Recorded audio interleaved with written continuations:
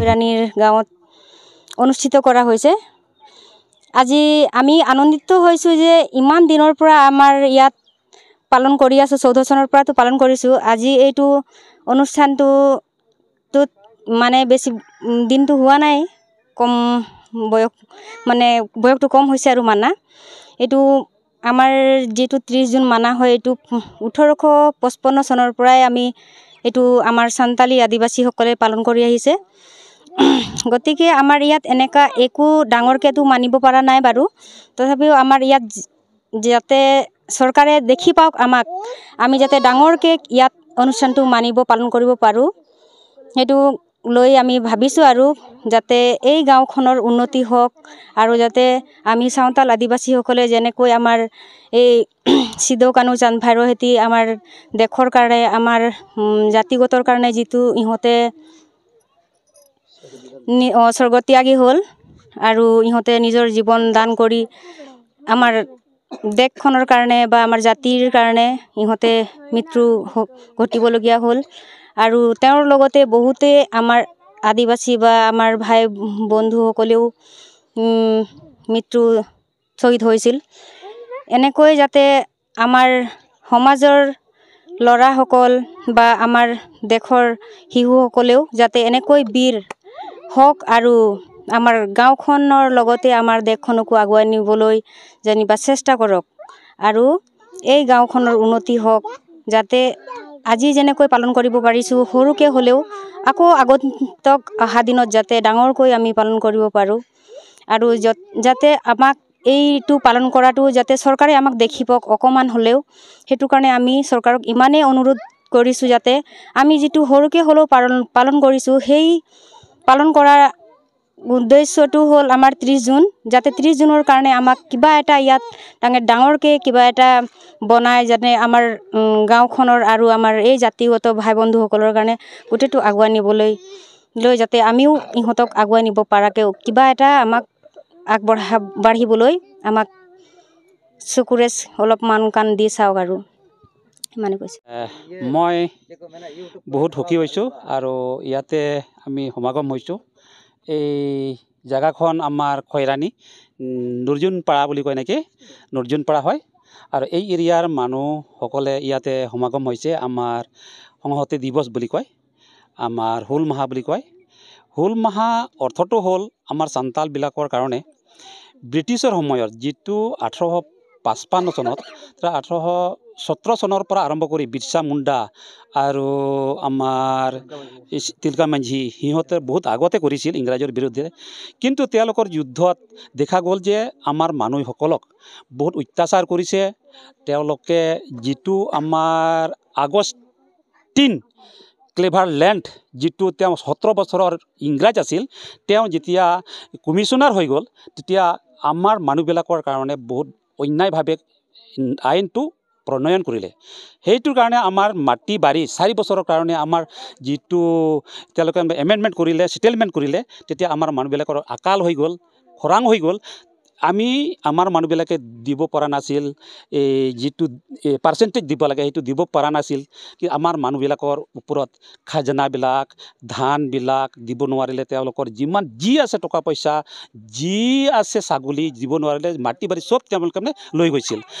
এইবিলাক দৃশ্য দেখি আৰু আমাৰ এনেকুৱা কৰিলে আমাৰ মাইকী মানুহবিলাকক তেওঁলোকৰ আন্ধাৰত লৈ গৈ খিনি তেওঁলোকে বহুত বেয়াকৈ বিবেচাৰ কৰে। কিবা এটা ভুল যদি হৈ যায় আমাৰ চান্তাল মানুহৰ কাৰণে কিন্তু সেইটো বিচাৰ আচাৰ নাই সেই সময়ত। সেইটোৰ কাৰণে আমি ভাবিলোঁ আৰু সেই সময়ত ভাবিলে তেওঁলোকে লিডাৰবিলাকে ভাবিলে আৰু আমিও ভাবিছোঁ এতিয়া আমি আন্দোলন কৰিব লাগিব। সেইকাৰণে 1855 চনত ভগ্নাদিত এটা গছৰ তলত, আহত গছৰ তলত এই মিটিংখন 30,000 মানুহ জমা কৰি এই সিদ্ধান্ত কৰিলে যে আমি এই আন্দোলনটো আমি কৰিব লাগিব, নহ'লে আমি উপায় নাই। সেই সময়ত আমাৰ লিখালিখি হিচাপত আমাৰ ইংৰাজৰ হাতত আমি 30জন ব্যক্তিসকলে লিখিলে, এপ্লিকেশ্যন দিলে। তাৰপিছত আমাৰ এই বিপদৰ পৰা, আমাৰ এইটো যি বিবিচাৰৰ পৰা যেনেকৈ আমি ৰেহাই পাম, আমাৰ দেশটো আমি চান্তাল মানুহ হয়, ইয়াৰ পৰা আমাৰ স্বাধীন সুকীয়াভাৱে আমি থাকিব পাৰোঁ, সেইটো সিদ্ধান্ত কৰিলে। এইটো আন্দোলন আৰম্ভ কৰে সেইদিনা। আৰু সেইদিনা বহুত মানুহ মৰিলে আৰু মৰাৰ পিছত তেওঁলোকৰ মানুহ মৰিলে। কিন্তু তেতিয়া যিটো ইংৰাজ আছিল, এই সিধুৱে তেওঁক যি ঠাইৰ পৰা ঘূৰি ফুৰিছিল সেই সময়ত তেওঁ নিজৰ কাৰেৰে আমাৰ যিটো কাৰ আছে ধনু কাৰ আছে সেইটো তেওঁক মাৰি ঘোঁৰাৰ ওপৰৰ পৰা মাৰিখিনি বগৰাই দিলে। বগৰাই দিয়াত তেওঁক মানে তেওঁ ধৰা পৰিল। এতিয়া পাহাৰ অঞ্চল আছিল, পাহাৰ অঞ্চলৰ পৰা ধৰা পৰিল। ধৰা পৰাৰ পিছত তেওঁক মানে এটা জাগাত লৈ গ'ল, তেওঁলোকৰ যিটো অফিচ আছিল তাতে তেওঁলোকক মানে ফাঁচি লগালে। তাৰ পৰাই আন্দোলন বেছি হৈ গ'ল। তেওঁলোকে বহুত মানুহ তেনেকুৱা মৰি থাকে, কাজিয়া হৈ থাকে, ফাইট হৈ থাকে। তেতিয়া কি কৰিলে, ইংৰাজসকলে ভাবিলে চান্তাল মানুহবিলাক নম্ৰতা আছে, চান্তাল মানুহ আদিবাসী মানুহবিলাকে তেওঁলোক মানে বহুত একেবাৰে খঙাল নহয়। সেইটো কাৰণে আমি তেওঁলোকক অন্যায় কৰিছোঁ তেওঁলোকক। সেইকাৰণে তেওঁলোকে ভাবিলে তেওঁলোকক এটা এৰিয়া আমি বনাই দিম। তেওঁলোকৰ কাৰণে ছেটেলমেণ্ট কৰিলে। তেওঁলোকে মানে যিটো আমাৰ যিটো ডুমকা চান্তাল পাৰগানা বুলি কয়, এই এৰিয়াটো এতিয়া বিহাৰ, এতিয়া বাংলাদেশ, ছত্তীশগড় আৰু এনেকুৱা 5টা আশে-পাশে এৰিয়াখনৰ ষ্টেটৰ আধা ভাগ কৰি এতিয়া আমাৰ শিবু চৰেণৰ নেতৃত্বত এতিয়া ঝাৰখণ্ড প্ৰদেশ বুলি ষ্টেট বুলি এতিয়া তেওঁলোকে দাবী কৰি ওলাই লৈছে। এতিয়া বিশেষকৈ এতিয়া আমাৰ ঝাৰখণ্ড ষ্টেট হ'ল গ'ল। এতিয়া আচল দিছম গুৰুটো হ'ল আমাৰ শিবু চৰেণ। সেইকাৰণে আমি ষ্টেট যে চালোঁ আৰু সেই সময়ৰ পৰা তেওঁলোকে এটা লিখি থৈ গ'ল। নালন্দাই হওক নাইবা তেওঁলোকৰ আমেৰিকাৰ মানুহেই হওক, আমাৰ যিটো ৰেকৰ্ড লিখি থৈ গৈছিল, চান্তাল মানুহবিলাক ভাৰতৰ ভিতৰত ST হয়, অল ইণ্ডিয়া বেচিছৰ ST হয়। আৰু এই ঝাৰখণ্ডটো তেওঁলোকে নিজৰ ৰাজ্যত্ব পাব লগা প্ৰাপ্য আছে বুলি তেওঁলোকে লিখি থৈ গৈছে নথিটো। সেইটো চাইখিনি আমি আন্দোলন কৰি এতিয়া আমি ঝাৰখণ্ড ৰাজ্য পালোঁ। আৰু অল ইণ্ডিয়া বেচিছত আমি বুজিব। আপুনি কি ক'ব বিচাৰিছে?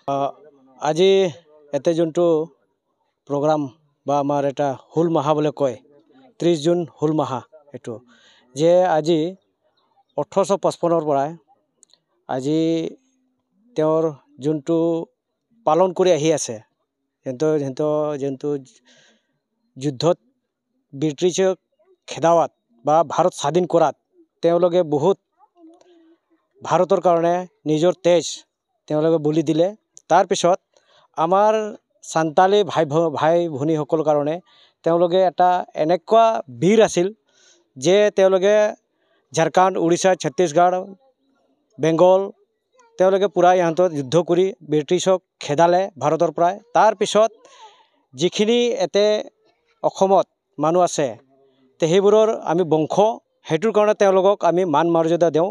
আৰু এতে অকল অসমত নহয়, অকল খৰালি এইটো আমাৰ যোনটো জেগা নুৰ্জুংপাৰা ওদালগুৰি সেইটো জেগাত নহয়, বাকী ভাৰতবৰ্ষত যিখিনি চান্তালী গাঁও আছে বা আদিবাসী গাঁও আছে তেওঁলোকে সকলোৱে বোলে তেওঁলোকক মান মৰ্যাদা দি কিনে আজিৰ দিনটো যে তেওঁলোকে পালন কৰি আছে যে আজি হুল দিৱস বোলে।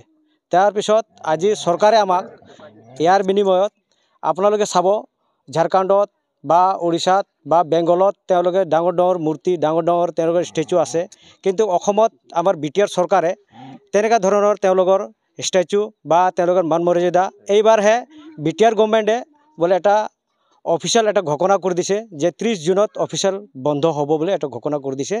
তে BTR চৰকাৰক আমি ধন্যবাদ দিওঁ যে আজিৰ দিনত তেওঁলোকে আমাৰ বীৰসকলক যে এটা মান মৰ্যাদা দিছে।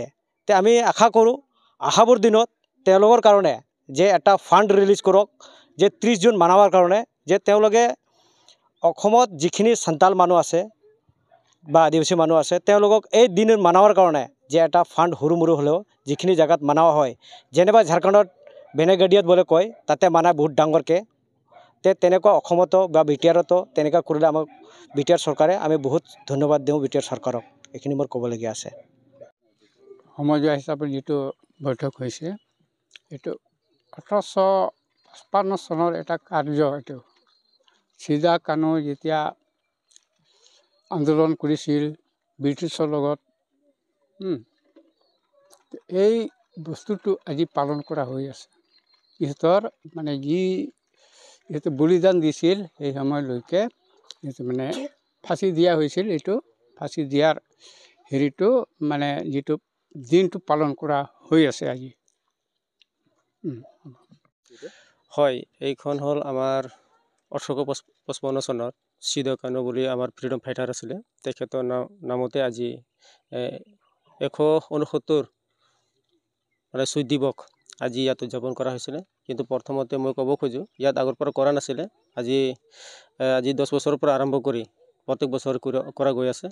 তো তেখেতে আমাৰ সান্তাল বিদ্ৰোহী হিচাপে মান্যতা দিয়া হৈছে আৰু আমাৰ প্ৰথম সান্তাল হিচাপে সিধা কানু, চাঁদ ভৈৰৱ, ফলো জানো এইকেইটা ব্যক্তি আছিলে। এইকেইটা সকলোকে আমি পুৰা ভাৰতবৰ্ষতে সান্তাল হিচাপে আমাৰ শহীদ দিৱস পালন কৰা হয়। এই কাৰ্যসূচীৰে আপোনালোকে কি এইখন কাৰ্যসূচীত আমি বুজাব বিচাৰিছোঁ যে আমি যিকেইটা আদিবাসী বা সান্তাল সম্প্ৰদায় আছোঁ, মই ক'ব খোজোঁ গোটেই আমাৰ সান্তাল মানুহবিলাকে যাতে সৰু প্ৰজন্ম আছে এইকেইটা এইবিলাক বস্তু শিকি আহক, আমাৰ পৰা আৰম্ভ কৰি সিহঁতেও যাতে শিকা লৈ লওক সেই বুলি আমি ক'ব খোজোঁ।